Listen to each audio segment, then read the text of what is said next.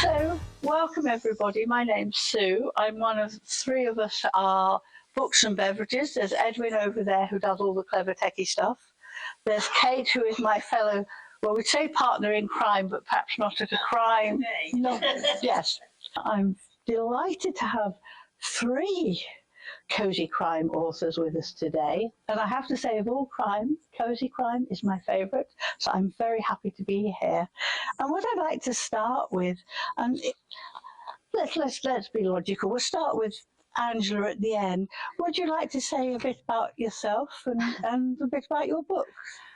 Okay, I'm Angela Wren, and I write the Jacques Foray mystery stories, which are full-length novels, and they are set in the Cevennes in south-central France. And the Cevennes is a rugged, mountainous area, and it sits at the very bottom of the Massif Central. So if we were all going to get in our cars today and drive down there, we'd be driving for over 900 miles. It's that far south. But you do get better weather there, that is for sure, even though you're at the top of a mountain. I also write short stories, and I write in different genres: romantic suspense for the Miss Moonshine anthologies, crime and mystery for the Seasonal Pasts anthologies, and much darker stories for the Dark World series of anthologies that my publisher, Darkstroke Books, collates and publishes. But today what I particularly want to talk about is my characters, Alice Tomlinson and her dad, Peter. They feature in the short stories in the Seasonal Pasts anthologies, and there are three of those books out: Autumn Pasts, Winter Pasts and Spring Pasts. Summer Pasts is now at proof stage and will be published very, very shortly. And Alice and Peter feature in that story too. My current work in progress is the first in a series of Alice and Peter stories, which are all set in the 1980s. So that brings with it certain constraints, because there was no internet, there were no mobile phones, or at least if they were the size of two house bricks, so not many people had them. And the wonderful thing about Alice and Peter is that Alice is really the driving force between the two of them when it comes to the crime busting, and Peter is much more of a hindrance than anything else. But they still seem to get to the end in a way. Thank you. Netta.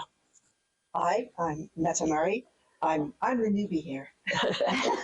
I've published a collection of paranormal short mysteries, which are over there. But my first cozy mystery just came out last week, so I'm very much a debut author here. It is about a Californian woman who marries a Brit and has to move to Brittany.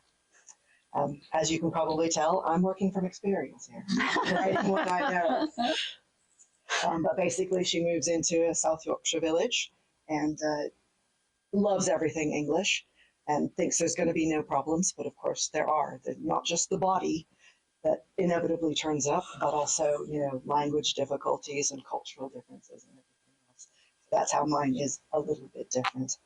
She does have a lovely husband to help her out, which my husband believes is based on him. But of course, with a bit of American can-do, she ends up getting through it all and wraps up lovely like a cozy mystery should. And as you can see, it has the requisite cat as well, necessary in every cozy mystery. Oh, I don't know. I mean, does it have to be a cat? Oh dear. Well, I just went to a seminar, Anne and I just went to something, and we had the doctors, the authors saying, if you have a dog, you got to remember you got to walk it, you got to feed it, you got to do all kinds of things with it. Cats just let you get on with solving the mystery. If ever I write a mystery, I will remember that. Could you take notes, please? Thank you. Anne. Hi, I'm Anne Wedgwood. I live in Beverley, just over there, just past York, which you can tell I wasn't born there. I was actually born in London, but and was brought up next to Wembley Stadium, which was a terrible waste because I can't stand football. But so hence, a lovely move to Yorkshire, which is where my books are set. I'm really worried now because none of my books have a cat in them or any other pets. I thought about it, but it was too much fun. So I have 3 books. They're called the Twist and the Tale novels for 2 reasons. One is I say they're not so cosy crime because there's always something a little bit gritty in them as well, hence the twist and the tale. But also because my detective is called D.I. Ronnie Twist. Ronnie is short for Sharon, so it's a she. But each book, she's common to all of them, but they're not police procedurals, so she's not actually the number 1 character. Each book is narrated by a different person who's involved in this crime. So the first one, The Botanist, this is narrated by Lillian, who's a retired GP who has a dead body in the garden, which the gas men have just dug up because they come to replace the pipe. So you know from the start who did it. It's not a whodunit, it's a whydunit, and it flips to and fro back in time to find out why she murdered people, and concurrently in the present day, will she get away with it, or will Ronnie Twist find everything out? The soloist has, you can see a piano on the front. That's because it involves a pianist. My, again, husband reference here. My husband is a very excellent pianist, and he plays all day while I'm writing, which is a great privilege. But he wasn't averse to me bumping off a famous pianist in this book. This starts with a young girl, a carer called Scarlett, who turns up in the Beverley Arms. I did ask permission to put a dead body in there first. They were very nice about it. She turns up to murder this pianist, but she can't because someone else got there first and killed him first. So the book is about why was she there to murder him in the first place? And she has to work out who did do it so that she doesn't get banged up for herself, because she was there. The third one, you can probably guess where this is at least starts. It starts in a theatre with a dead actress with a bullet in her head and a young protege, Billy, who discovers her. And Billy has to find out, she doesn't actually find out, but in her family, her extended family and close circle, she knows there's a murderer. So she's experiencing the investigation whilst knowing that there are all sorts of dirty, dark secrets in her family that she never imagined would be there. So that was sort of about a family imploding under the pressure of a murder investigation.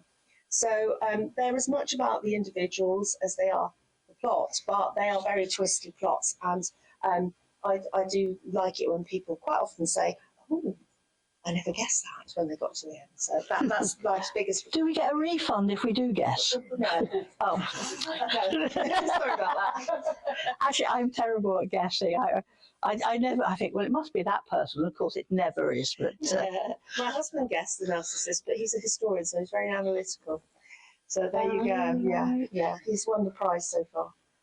it sounds like a challenge. Because I am a historian too, so there you go. Just remind me of that later. Yes. Okay, thank you very much for that. So, Anne, do you want to start? What do you think makes a good fictional detective or sleuth or investigator?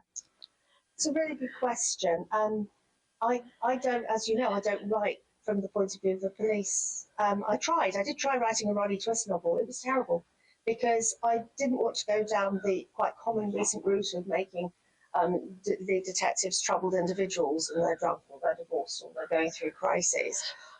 So for me, a good detective is one that manages to engage your interest, whether they're the prime character in the book or a secondary character as mine are, without being extreme.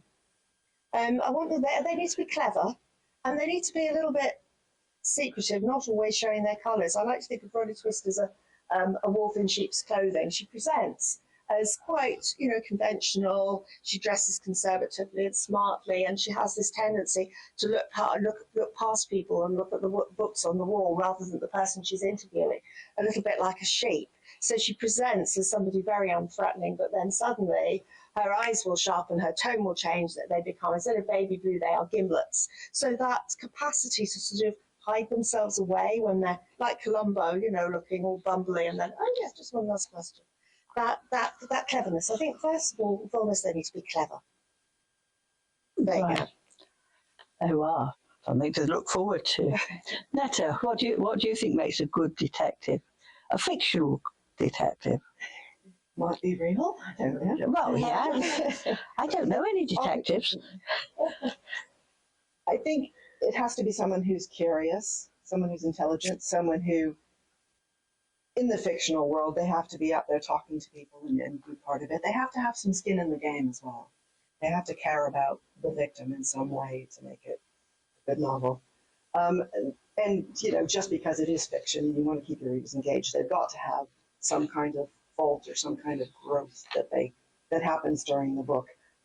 It may be that the same thing that is their negative ends up being their positive for solving the mystery, having two sides of it. I know that's part of what my book's about, because the American in the room is always the one who will ask the question, no one else will ask, So there's, something to be said for that. Also the one who will probably offend everyone in the room. So it goes both ways. So yeah, involved in the community somehow, whether it's, just mine that's come into the community and is learning about everybody there and introducing themselves, or in some way involved in the community. Mm-hmm. Angela? I guess my thing for my sleuths is that they have to be totally relatable to the reader. I want the reader to be able to run with my central character. Now, Alice is in her late 20s, she's pushing 30. She lost her mum when she was 12 years old, and that is a story in itself. So she has not exactly issues, but she has something that is there at the back of her mind constantly. And I think we can all relate to that. She's lost someone very close. And although she did it at a very young age and you respond in a different way, as you grow older, you think about it and you review it and revise it. So I kind of think that helps to make her relatable to the reader. But she's also a very clever girl, and she's a bit feisty. She's a dark redhead, so she can be a bit feisty when she wants to be. But for her job, she's an auctioneer and valuer. So that means she's got a great eye for detail. I don't think it matters who your sleuth is. They have to have that eye for detail. Because how can they pick over the clues and pick up the little bits of detail that nobody else can see in order to get them to the answer to the puzzle? She's also quite in charge of her dad. So, I mean, obviously, if her mum died when she was 12, her dad is still a widower. They've had a relationship that has lasted for quite a long time that was just between the two of them. And I've had such great fun writing those interpersonal dynamics, and things have changed a lot during the drafts and redrafts. But making that relatable and personable has actually been quite a hard job. But I think I've got there. And so Alice is very much in charge of her dad at times. But then, he only has to say one thing or look in a particular way, as parents always do. And even as adults ourselves, we recognise when our parents do that to us. And again, that's something that I think makes the team relatable to the reader. And that, for me, is the absolutely key thing. Whoever your sleuth is, they've got to be relatable to the reader and believable. Yeah. I think sometimes, though, with Cosy Crime, it's whether they're totally believable, but whether you can suspend disbelief, isn't it? Because, I mean, going back to the great Agatha Christie, I mean, Hercule Poirot and Miss Marple, they just don't exist, the characters like that. But she manages to make people believe that they could possibly be there. And for me, that is the mark of a great fictional detective or sleuth or investigator. There's got to be some foundation in reality, so you can think, yeah, I can believe that this man with the great big moustaches will walk in and solve the crime, even though it's complete rubbish. if we're being honest about it. Yeah, but even in real life, we all have our own little eccentricities, don't we? Just like Alice does, she's got her own little eccentricities, and my other character, Jack Forey, he's got his own little quirky attitudes. For instance, I mean, he's not keen on computers. He understands how useful they are within the office and an office environment. But for him, investigating crime is about looking at the people, seeing how the people react to the questions, picking up on that detail all the time. And it's the same with Alice. When she's doing a deal in the auction house, she's looking at the people and she's talking to them, and she's making the deal, and she's pushing and pushing and pushing until she gets exactly what she wants. And that's what she's really good at. Sounds quite a girl. I would say it's funny because, as I said, a lot of it's based on little bits and pieces of my experience moving over here quite a few years ago now. But there was one scene in the book that the woman gets in the car and sits there for a moment thinking, someone's stolen the steering wheel. And I was reading that in my writer's group, which Angela's in, so she can bear witness to this. They all went, no one would be that stupid. And I was all like, yeah, you know. So to be fair, they said no one's going to believe it, so let's move it about it. Well, no, I mean, I can actually relate to something like that. I spend an awful lot of time in France because all of my books are set in France, so I have to do a lot of research. You know, I don't go for the pleasure, I go for the research. Of course I do. But I was sat in the car, and obviously I don't drive the car. And a French lady came up, she said to me, "Are you driving?" Mm-hmm. And of course, it's an English car, so I'm sat on the left-hand side. I went, no. I just pointed to the steering wheel. So it does happen. It does actually happen. Yeah. So you could put it back in or put it in your next book. It's still in there. That's good. So Netta, how do you get the idea? You say that you're a newbie, so, and as a Californian, is that how you decided to write your first book? Not particularly. I mean, I've been a librarian. I was a tech writer in both America and here. As well as something called a knowledge manager. Ooh. It's organizing other people's knowledge, not mine. But basically, I've always loved mysteries. I would have always read mysteries. I've always adored English, American, whatever. So I always wanted to write one. And when I left my last library job a couple of years ago, I said, I'm going to settle down and write something. And when you do that, if you're a wise marketer, you say, what's my hook? What's my difference? Mm-hmm. And for me, mine obviously was, there's not a lot where Americans have moved to England and settled into cozy villages, as well as the fact that I couldn't find any set in Doncaster or something. So those are my two selling points. If you can follow them. Well, ironically, Harrogate, we've got Menwith Hill just up the road, and we have lots of Americans in the villages and around here, and that, so for us, that is nothing different. Well, in the village where I'm from, when I first moved here and went places, they went, "Oh, you're the American." The American, wow.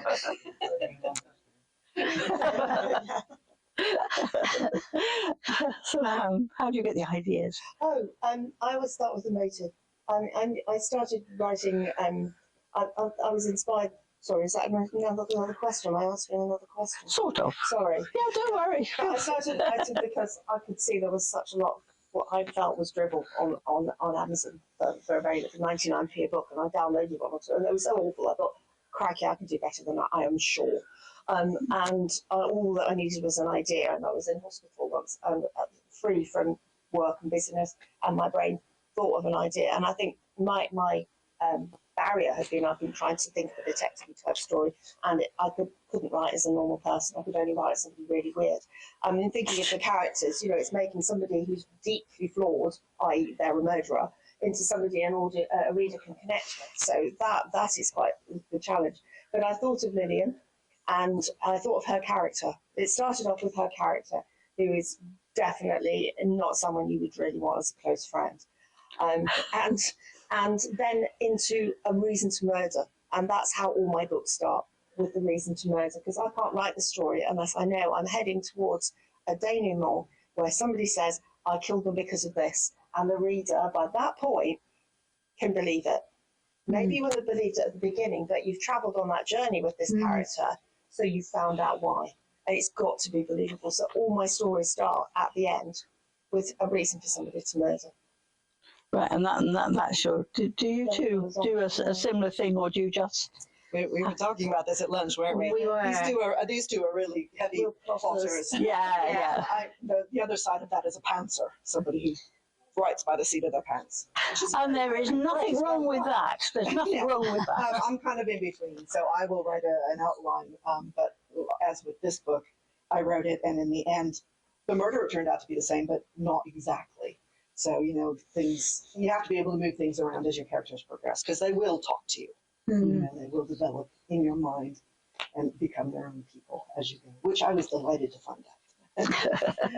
Is that not a bit weird, though? Because I agree, when you're writing any book of any genre, the characters become alive in your head.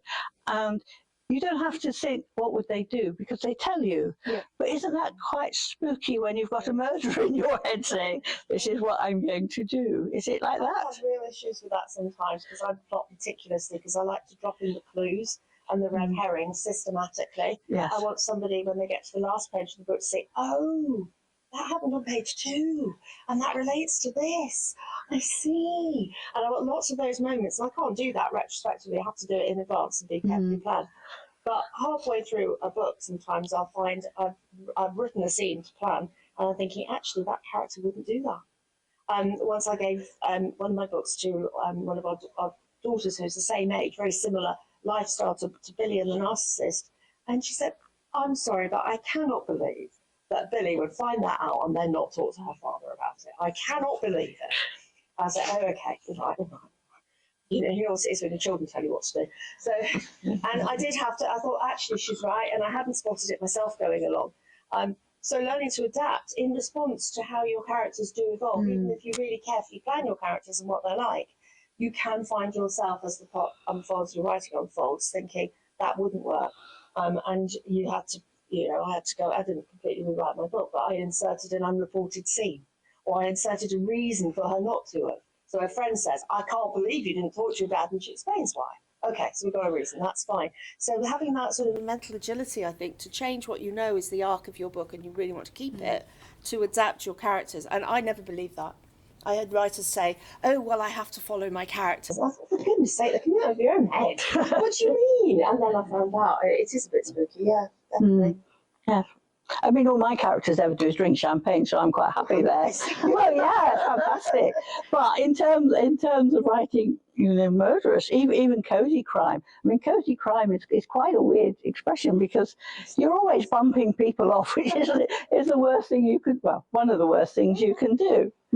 But so, do they sort of come and whisper in your ear, say, "Wouldn't you like to bump off somebody?" Or when my characters don't do that, because when I do plot, but obviously there are times when I find that my characters don't run with the plot. So I run with what my character's doing, and then I review and decide, am I going to pull it back to the plot or not? And usually I don't, because usually my characters are right. But so I don't plot everything. But I do have a mechanism that enables me to keep track of my clues and my red herrings. I use a spreadsheet for that. But I don't plot absolutely everything. I always start with my victim. I have to know who my victim is, when they were born, who their friends are, what their status is, what job they do, and everything. Because all of those things make us the people that we are. And they also indicate what spheres of society that those individuals move within. And those overlapping circles are the things that can usually, where I can usually identify who the murderer is. And I kind of work it out like that from the victim. And then when I sit down to write, if my characters start doing things that are not in my plan, I just go with it, because those voices in my head, I mean, all my characters are built from the feet upwards. I begin with this enormous blob, amorphous blob, and I kind of make them into a person. So I know how tall they are, how much they weigh, everything about them physically. I know what their greatest regret is. I know what the things that they don't really care about, and that sort of thing. And all of my characters are built in that way.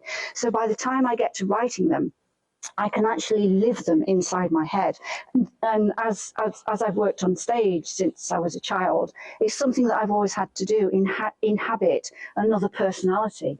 So when I'm writing, I am inhabiting that personality as I write, which can get quite confusing at times, especially when I've got 3 or 4 people in the conversation. I know how I do that sometimes. I get myself inside my head with that character and think, okay, what would you do? And I write scenes that aren't in the book. That are reported. So if someone's talking about a conversation they have with somebody else, that's not in the book, but I've had to write it first so that they can talk about it later. So there's all these little scenes floating around my laptop that happened in my world, but aren't written in, and it makes it so much easier to. It's essential. It's a really strange thing. And presumably, even though they may not be in the flow, so you go back and sort of stitch them in where they fit. Yeah, well, you talk about them. You remember. You think, well, this character's doing this because they have that conversation, and you couldn't do that unless you'd written it first. Yes. I mean, so the other thing is that I do that, and sometimes they stay in and sometimes they go out. And I have a dump file, which is all these bits and pieces that I've taken out. And I sometimes use them in other stories, just adjust them a bit and use them in other stories. Or you can always use them as giveaways on your newsletter. Well, yeah, that's true. That's true. That's true. I think because we've all thought through our books in such depth and our motives and everything, we know these people, we know what's going to happen, so we don't feel like murderers. But the one time I did feel like a murderer was when I wrote a child for one of my characters. They had a toddler. And as I started writing the book, I got halfway through it and realized that this toddler was just weighing her down. So I had to kill the child. Oh. And I felt like a murderer for killing that child. Oh. And you can't do that with Cosy, of course. So No. resisting. Nothing too nasty. No. I did not kill her in the book. She's just not there. Neither children or cats. That's right. No animals whatsoever. Absolutely. So, obviously, characters are massive, aren't they? They're what drive. But how important is the background, the settings to your books, Angela? It's really important to me, and I guess the reason why it's so important to me is because with my very first published book, which was Messandriere, it was the setting that chose me, not me choosing the setting. I was travelling in France in September 2007, and I'd driven up to the Cevennes to my favourite campsite there, and it was a beautiful autumnal afternoon when I arrived. Azure blue sky, and the canopies of the trees were golden and yellow and red, and then there were dark pines, dark green of the pines in between. It was such a stunning scene, and I thought, this is why I come here. This is what I come here for. I come here for this and the quiet. Anyway, the next morning when I woke up, and bearing in mind this is the 28th of September, the scenery had completely changed. It was snowing, everything was white, and for some peculiar reason that morning I kind of sat there looking out the window thinking, God, if you hated your neighbour next door, last night was the time to kill him and bury him. And so that was it. The idea was born. And by the end of that day, I'd got what I thought was a brilliant opening for the first couple of paragraphs of a murder story. And if you look on the first page of Messandriere, it's not quite what I dreamed up, but it's more or less the same. So for me, it was the setting that chose me in that instance. I mean, it did take me about another 4 years to write the book after that. But nevertheless, that idea that I had that morning just kept on coming back into my head over and over again. And similarly with the Alice and Peter stories, I was actually in central France, and I was sitting by the river Beverages looking at one of the buildings on the opposite side of the river. And there was this little round window in one of those little apexes that the French people have in their roofs. And I sat there thinking, cool, I wonder what went on in that room. And when the sun was in the right aspect, you could see the remains of the wallpaper. It was pale green. It looked as though it had got little flowers on it. And I thought, oh, yeah, just imagine what could have gone on in there. And I was thinking all things, from something terribly nice to something really sad to something seriously naughty. And as a result of that, by the time I got home, I'd got all these notes about these weird little people who lived in this little village, which I was calling Beauregard. And I only chose the name Beauregard because that was the name of the nearest chateau on the far side of the real village where I was actually camped. And I didn't do anything with that either until 2 years ago, when I thought to myself, I've got all these characters, all these notes for characters. I've got the location, and I really must do something with this. And when I started thinking about it, Alice came straight into my head as soon as I went back through my notes. So I knew who she was, and I knew what she was going to be like. And then it was just a question of knitting together all the individuals in the village. And at first I set it contemporaneously, but I realised that wasn't going to work. So I had to go back and redraft everything from the beginning. And so it's back in 1981 is the first story. And the current story in Summer Path, which is going to be released very shortly, is 1983. But the first full-length novel is in between those short stories. So, and it's called Under Cover of Death. Thank you.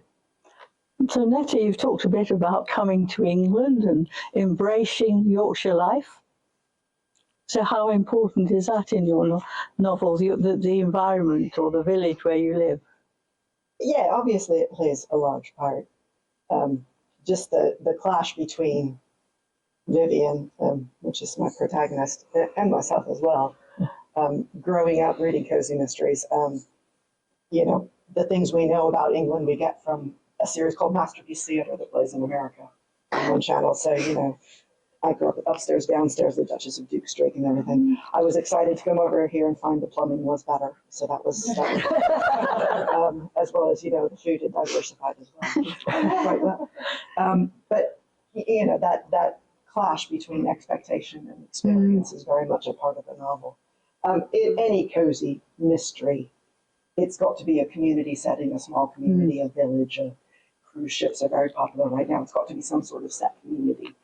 So I've actually taken bits and pieces of different communities that I've worked in or been in to combine them, because once I reach a Richard Osman level of fame, I don't want them coming to find my house. So, you know, to set it in an imaginary village that has bits and pieces of everything. But that whole village, small community feel is essential to the cozy mystery. So, And do you find the same? Oh yeah, I set mine in Beverley because it's where I live, and I thought it would be easy. I just knew that there are authors who visit, you know, set them somewhere else and have to go off and do recce's, and I thought I'm not faffing around with all that. And I didn't want to make somewhere up. I really love Beverley. I think it's fabulous. Never going to leave Beverley. And I thought I want it to be real. I thought fancifully I want it to be, you know, like Oxford is to Morse. I will make Beverley to Bolly Twist. Well, we're on our way. So they are full of Beverley landmarks, increasingly so over time. I mean, this one, you can see, if you know Beverley at all, you might recognise the Black Mill on the westward. It's white here, obviously, but that's the westward. There's Lillian walking on it. And then for the soloist, I set it in a music festival. We have music festivals in Beverley, so that was the context. And this one's set at the theatre. And I go around places. I went to the theatre and said, look, I'm thinking of putting my next dead body in your theatre. Is that okay? And they say, oh, yes, that's wonderful. Let's go for it. And the same with Beverley Arms. And now, when I'm writing one, I go around all my favourite shops that I'm a regular in, and I say, oh, I'm writing my next novel. Can I have, would you like a mention? I can have somebody go shopping in your shop. And then I can go afterwards and take photos of my book in the shop that's in the book. And people like it. People do like it. But the houses of the protagonists are completely made up. And I realised this when I wrote, particularly The Botanist. Lillian lives in a house that backs onto the westward, right next to the westward. And there was a little house that did get me thinking about it, but I deliberately moved the location of her house somewhere else within Beverley, where there aren't any houses that back onto the westward, and the description of what's inside is loosely based on our house. So it's a melee, and I've had quite a few people say, oh yes, we've been walking the westward trying to find Lillian's house. We couldn't work out which one it was. I said, that's because it's not there. Because I mean, imagine if somebody thought this sounds like my house, there's a dead body in the garden. That's not quite so nice when it's your own home. But I really do like putting in places that people can recognise, and I know I've got it right because I'm living there every day. So it is really important to me. I think that's the joy of Yorkshire as well, because you know I didn't know very much about it except visiting as an American on bus tours, and you go to York and you know a few other big places. Whereas now I can write about going to stately homes with the National Trust, and as well as York, of course, but all different kinds of places around here that are just so picturesque and such great places to put bodies. So. And do you think that's part of the joy of writing cozy crime? It's the fact that you've got this contrast, haven't you? This idyllic town or village or wherever, and everything looks truly wonderful. And actually, there's mayhem and murder and all sorts going on underneath the surface. So you don't get cozy crime set in big cities, do you? Really? No, not really. Because they're not cozy. No. No. We don't like big cities. Yeah, they don't do that. It's true. We don't need to add to the mix. So. No one here's from Birmingham, right? It is true. I've got a very friendly ex-policeman who advises me on the procedure side of things, and he did once say to me, well, I'm not absolutely sure because, you see, I've never actually had to deal with a murder in Beverley. Oh, how nice. Yes. Sadly, can't be said the same about Harrogate, but there you go. So perhaps we'll all move. So I think, and going back to your characters, most detectives have some kind of backstory. There's always a backstory, isn't it? Even if you don't bring it out in your book, in your head there's that backstory. And sometimes that's quite challenging. It might be a partner, it might be a parent, it could be anybody. How much does that backstory hinder or help their investigation? And perhaps, Angela, I could ask you to start. I guess it all depends on what the backstory is. I mean, Jack's backstory is that, you know, he was a police detective in Paris, but because he was injured on duty, that made him reassess his life and his work, which is why at the start of the first book, he's in the Royal Gendarmerie in the Cevennes. And that injury that he got, it does bother him from time to time. But it's the mental trauma, I think, that comes from something like that. And that didn't exactly hinder him with his investigations, but it does give him nightmares from time to time. It does give him sleepless nights occasionally. And as for Alice, her backstory is the loss of her mother. And in Madame Bovary's curio shop, there's a hint of that because she's looking inside this fantastic tiny little shop that has all sorts of things that is jam packed from floor to ceiling. You know, you don't even breathe when you're in that kind of place. And she suddenly thinks about her mother's bracelet, and then her mood changes, and you know she leaves the shop. So you know there's something there. So it doesn't stop her doing her work, but it does occasionally cause her to pause. And in one of the later books that I'm planning in the series, everything about her mother's death will come out. But I'm not going to say anything about that now at the moment. But so yeah, it's there, and we all have our own hang-ups. So we have moments where we pause, and as you know, for me and for my characters, that's what it is. It's just a temporary pause from time to time. But I do appreciate that, you know, when you've got say John Rebus, for instance, you know, he might be out of the investigation for 2 days because of his problem with drink and that kind of stuff. But so, no, I don't go that far. What about you, Anne, for your Ronnie? Is she... Well, she has a backstory, but it's not interesting at all. Everybody's backstory is interesting. It's not, because she's not the important person in my books. So I appreciate I'm coming at this, sorry, from the wrong angle. For the No, that's fine. I did once write a Roddy Twist novel, and she had a backstory, and it's just boring. So I'm actually, for this question, I'm picking this one because Scarlett is a pseudo detective.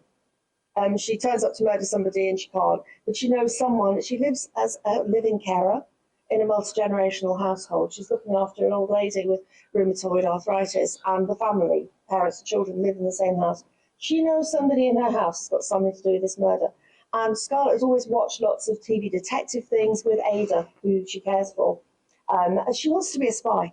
She has aspirations to be a spy, but she's a very vulnerable person without giving away all the details. She's had a very difficult young life. She's in her early 20s.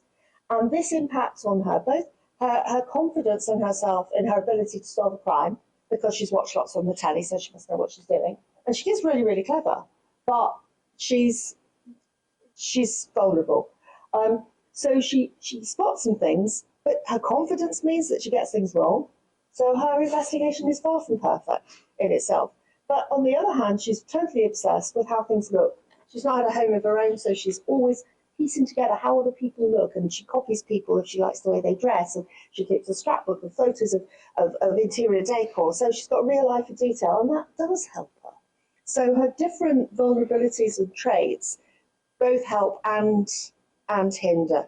She's got a much more interesting backstory. All of my protagonists got a much more interesting backstory than Ronnie Twist. He really does just turn up and investigate crime. That's all. Just does what you need to do to tidy it up. Yeah. What about you, Ned? Oh, well, yeah, backstory is very much a part of mine. That's the joy of starting writing when you're older, because Vivian's in her late 40s and her husband's in his 50s. So they've had a whole life behind them.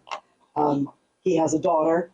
She's not in the first book because she's away at university, but she's very much a part of the second book, which I'm working on right now, because stepmother, stepdaughter, how could you not go there, right?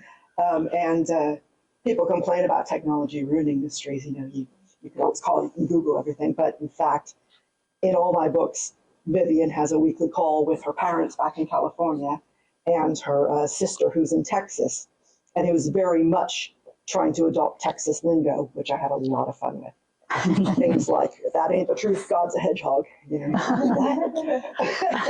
So I very much play that for comic relief. Vivian also has a ne'er-do-well ex-husband, and he's going to show up at some point in one of the novels. So yeah, they both got a lot in their families and friends wise to pull into future novels and cause some conflict and some fun. Absolutely. I know one of the things about Cosy Crime, people are often surprisingly sniffy about Cosy Crime, which I do not agree with.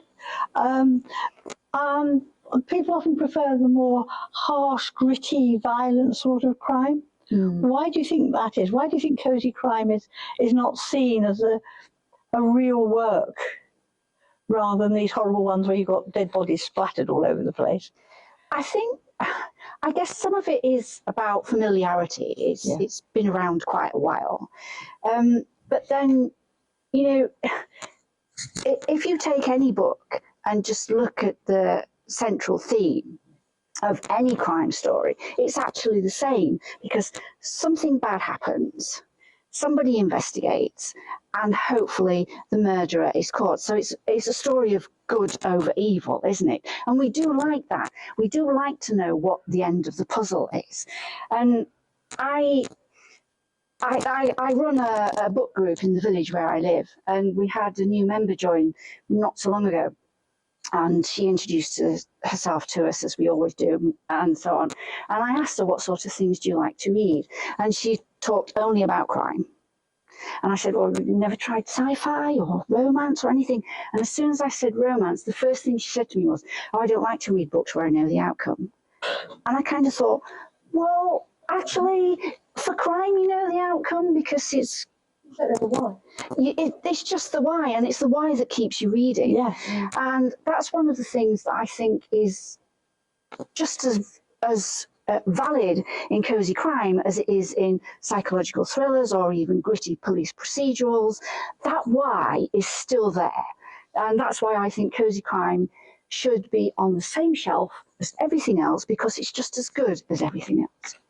And some of us would argue it is better, but that's pure prejudice and preference on my part. So if you want to add to Angela's defence. Well, I mean, I think people like Richard Osman and Richard Coles would debate whether it's being sniffed at right now. They're doing quite well. So it has definitely come back into vogue, and things do that. They go out and they come back in. Yeah. But I mean, for me, there is enough drama in the world already. Exactly. I'm American. The drama that are going on right now. I need comfort. I need to know justice will prevail. I need to know the killer's going to get caught and not go around torturing more women or being a serial killer elsewhere. Or killing cats. Or killing cats. So, yeah, I mean, it is Cosy Crime is cozy. It's a comfort. Yeah. I think as well, these other books, the police procedurals, the gritty things, they're centered around main characters who are policemen doing what police people do. And, personally, I know Cosy Crime in theory when it should be okay to suspend disbelief. And in some of the Cosy Crime that's out there, you definitely need to. Personally, I like my police procedures to be correct. And if a policeman says to me, I'm sorry, they wouldn't let Scarlett out of prison at that point, well, she has to stay. Yes. And, I want to get that bit right. I don't want people working in the police service to come up to me and say, well, of course that wouldn't happen. I just don't want that. But it doesn't stop it being cozy. But I think perhaps what it is the comfort thing. We don't always want to be reading books about people working in the emergency services. We want to read books about real people, potentially real people, the Miss Marples and the Vivians and the people that we're all writing about and that Cosy Crime usually is about. It's about people who are not working with the police solving crimes. It makes it more accessible. It makes it more, people like us. They're often actually quite nice people It seems to me all the police detectives who are central to character books have to have flaws these days. There has to be something wrong with them. Deep flaws, you know, as we said, missing 2 days off for work for being drunk. And I find that far more implausible, actually. All the policemen I've met have been really nice, kind, sober individuals. They're not like these sort of caricatures that are emerging now. So I think people like to read books that are actually about nice people. People sometimes, even if there's having to solve a really horrible crime, we want to be able to sympathise, and we can sympathise with Jack Foray and Alice and Vivian, and maybe not my lead characters always, but I mean something nice about them. Yes. So I think that's part of it. I think even in Cosy, sometimes you do sympathise with the killer. Yeah. Sometimes the victim is just so awful. Like, yes, thank goodness they knocked him off. Exactly. Midsummer Murders, you always know, the first 10 minutes is all, yeah, he's gone. I have to confess, I've never seen Midsummer Murders. Oh, How dreadful is that? Your education is seriously lacking. I know, I can't help it. It's fine. So, and my final question of the afternoon for this fine trio, and we've had a vote on this, been slightly controversial, but I will start with Angela. I will answer this too. How would you like to be bumped off if you were a victim in another author's book?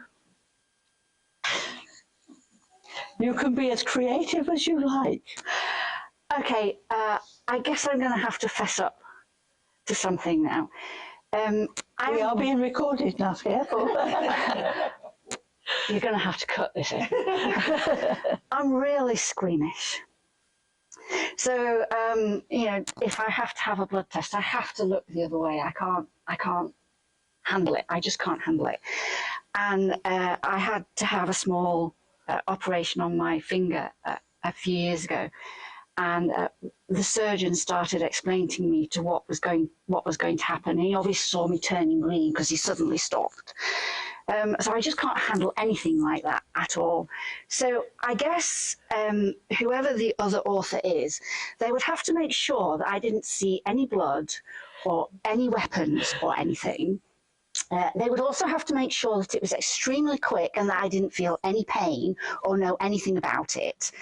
And I guess if they were able to do that effectively, I'd be happy. Oh yeah, I still dead happy. Yeah, time. Yeah, my characters often die like that. That's you. How would you like to be bumped off? I'm conflicted on this. Ideally, my whole family's diabetic, so ideally, I'm just in my sleep and somebody overloads me with insulin and I go, heart attack immediately. But I must admit, when I was much younger, I was on a bus trip in Australia, I think, and we were playing the murder game. And the guy who was the murderer called me and told me that I had to die being stung to death by killer bees. Ooh. And I had so much fun acting that out. I would like to know how accurate that portrayal was. Actually being stung to death, somebody dropping killer bees on me. That sounds painful. I'm not in pain. That's why I'm conflicted. And what about you? I'm the one that didn't want to answer this question. I think my imagination's far too good. I'm with Angela. I want no pain. Interestingly, I thought of that as a murder method once. I was going to make my victim diabetic and inject them in insulin. And I thought, oh no, the whole diabetic community will hate me if I do that. And I didn't, because I thought it would be like discriminatory. So I didn't, and maybe I should. But actually, even though I want to go easily, I would want to go kicking and screaming with DNA from the murderer underneath my fingernails. Ooh. There we go. What about you? Well, I have to say, all I could think of was, like Angela, I want it to be totally painless. They can do what they like, as long as they don't feel any pain, because I'm very squeamish too, but preferably with a glass or two of champagne in my hand. So it's like a fond farewell performance. Poison in the champagne. As long as you don't affect the bubbles. No, you've got to get it right. That'd be fun to research, wouldn't it? So, what can I drop in champagne? Obviously not totally toxic, that would not affect the bubbles and the taste. So that's me. Thank you. This has been great fun, as I knew it was going to be. Does anybody have any questions? Actually, can I ask about you said this in France, so do you follow French gendarme procedures in terms of how these are told? The need for the procedural correctness is only relevant to the first book, because during the course of the first book, it becomes very clear that Jack is at a crossroads in his life, another crossroads. And by the end of the book, he's decided to move on, I'll put it that way. And in the second book, he's in a different place and he has a different organisation. But I did have to do a fair bit of research for the first book to make sure that the procedures that were followed were at least an indication of being pretty accurate. I do have some French friends, so I was able to consult with them, but I've also read an awful lot of French crime anyway, English translations, I might add. I love Maigret and so on. So I was pretty much aware of what the procedural aspects were. And if you do the research, you find that it's not that different from British procedures. I'm going to ask Susanne about your setting in France, whether you speak French and whether you immerse yourself actually in French. Yeah, I kind of do take on French culture when I'm there. I love it. I feel totally at home. And I do speak French, but I would never claim to be fluent. I can get by in most situations, but if a Frenchman wanted to have a conversation with me about Macron and French politics, well, one, I don't follow it. Two, I've never bothered to learn the vocabulary because that kind of discussion requires a specific vocabulary. So whoever they were, they get extremely bored very quickly. So, but most things I can handle, and there have been occasions when I've been, popping out to get the bread and so on, and a Frenchman or a French woman has stopped me in the street and asked me, do you know where so-and-so is? Or can you tell me where so-and-so is? And just this, 2-3 weeks ago, whilst I was in Vendôme, I was walking out of the campsite to go and get the bread, and a lady stopped and she said, oh, I'm looking for such and such an address. So I said, which quartier, which quarter? So she told me that. Oh, I said, yeah, it's right here. And then she asked me for a particular street, and I said, oh, I can't help you with that. I'm on the camping, but it is here. So, yeah. Any other questions? I've got a question for all three of you. Do you work to a strict timetable or plan, or do you today and not tomorrow? Plan your novel. I have to plan meticulously because I have quite a busy day job. I work in the education sector, so my big writing time is now. I mean, during COVID, I could write a lot, but it's now the summer holidays. So when it's not the summer holidays, I'm planning in here and creating the plan for the novel. And before I start writing, as Angela mentioned earlier, there's a spreadsheet with chapters and what's coming in where. So then I sit down, and then I am on a strict timetable. I didn't manage to do one last year for reasons I won't bore you with. But the year before that, I had 30 days. The target was 90,000 words. That's 3,000 a day. And I used a little timer, and we got 3,000 a day done. Come what may, that's what happened. That's what had to happen. So a very strict timetable due to circumstance. One day I'll retire, and then maybe it'll be different. That'll be nice. I did leave my job, so so basically, I'm the kind of person who I have a bit of anxiety, so I have to have everything done before I sit down and write. So mornings are housework, errands, anything that needs to be done. Afternoons are devoted to writing. Have laptop, can travel, can write anywhere, and I often do. I do spend 3 months of the year travelling in France, and generally speaking, I'm not writing, I'm actually collecting information to use to write when I get home. So I do most of my writing between October and May the following year. As for scheduling time, I do that to a certain extent, but like Gianetta, I have to have all my ducks in order before I can actually sit down and start writing. I might write the odd phrase or an odd paragraph because stuff comes into my head. I mean, there's nothing more boring than peeling potatoes, is there, for dinner? And so your brain's got to do something. And mine are usually crafting words or crafting ideas, and then as soon as I've done all the veg, scribbling things down so that I can use it later when I'm concentrating on the writing. But once I get to the keyboard and start writing, then I just kind of start and just keep on going until I get to the end. And I hate being interrupted. Thank you. Last question from Jennifer, and I'm conscious of time. How do you think of the names for your characters? The two book groups here, and we can take against characters in books if we don't like their name. Oh, You know, so how do you name your characters? okay. I have this thing whilst I'm in France. If I can find a war memorial, then I always go and look at it, and I take photographs of it. Because, of course, there are loads of names on there. In France, they are very particular about naming everyone from that particular community, village, town, or wherever it is, who died in any one of the wars, not just the First and Second World War, but there's the North African War and all the rest of it, the other wars that France has been involved in. So I can get authentic names in that way. I don't necessarily keep the name as it is, but I might choose a Christian name from one war memorial and a surname from another. And it's then down to how many other names I've already got, because my editor is really picky. If I've got one person with a surname that begins with V, I can't have another person. So I have to go to another letter in the alphabet. So I have a table. So I always know whether I've got more than one person. But of course, in Messandriere, there are 6 stories in that series, and there are villagers who pop in and pop out. So sometimes, if I've got 2 names that clash or begin with the same letter, I might have to change the villager who comes in that scene in order to make it right for my editor. So yeah, it can be a pain. And it can change a lot. Vivian is actually the 3rd name that I've come up with for this character. Didn't like the first one. Second one, she was named Tabitha, and she was an expat from California who moved to Britain.